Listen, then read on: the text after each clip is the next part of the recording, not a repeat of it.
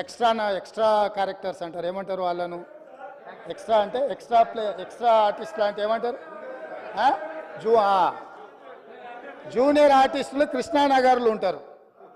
టీఆర్ఎస్లో ఒక junior artist ఆడేదో సమావేశానికి పోయిందంట, ఆడ ఆటో కనిపించిందంట, ఆటో ఎక్కి ఆటో రాముడు ఆఫీస్కి పోయిందంట. మళ్ళీ దాంట్లో మాత్రము లోపల కెమెరా పెట్టిరు అధ్యక్ష, ఆయన ఎక్కింది దిగింది షూటింగులు చేయడానికి. ఏంది అధ్యక్ష ఈ డ్రామా? ఏంది డ్రామా? ఏంది ఇది?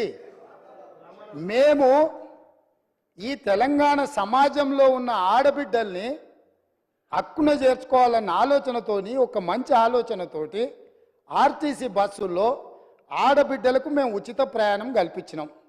2014 నుంచి 2019 వరకు మంత్రివర్గంలో ఒక్క ఆడబిడ్డ కూడా మీరు మంత్రి పదవి ఇవ్వకపోయినా, అక్కడ ఉన్న వాళ్ళు ఏ రోజు కూడా ఒక్క ఆడబిడ్డ కూడా మంత్రి పదవి ఎందుకు ఇవ్వలేదు సార్ అని అడిగిన వాళ్ళు కాదు పాపం.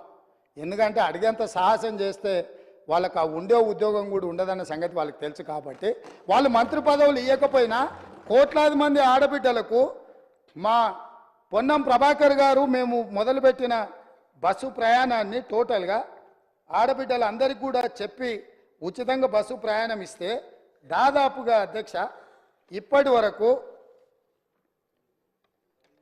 15,21,00,000 ప్రయాణాలు ఆడబిడ్డలు ఉపయోగించుకున్నారు.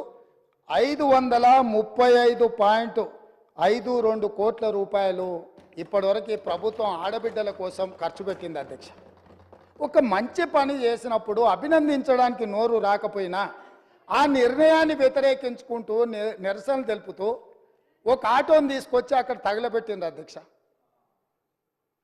కిరాయి పైసలే వెళ్తలేవు, సంసారం నడుస్తలేదన్న ఆటో డ్రైవరు ఆటో తగలబెట్టిందంటే ఆటో తగలబెట్టడానికి ఎన్ని పైసలు కావాలి అధ్యక్ష?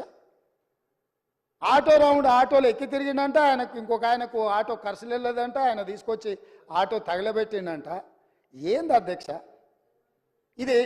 అసలు ఇది ఏమైనా తెలంగాణ సమాజానికి మనం ఏం సందేశం ఇవ్వదలుచుకున్నాము? ఇంకొక నటుడేమో 100 రూపాయలు పెట్టి పెట్రోల్ కొనుక్కుంటాడు, కానీ 10 పైసలు పెట్టి అగ్గిపెట్ట కొనుక్కోడు, అగ్గిపుల్ల దొరకదు.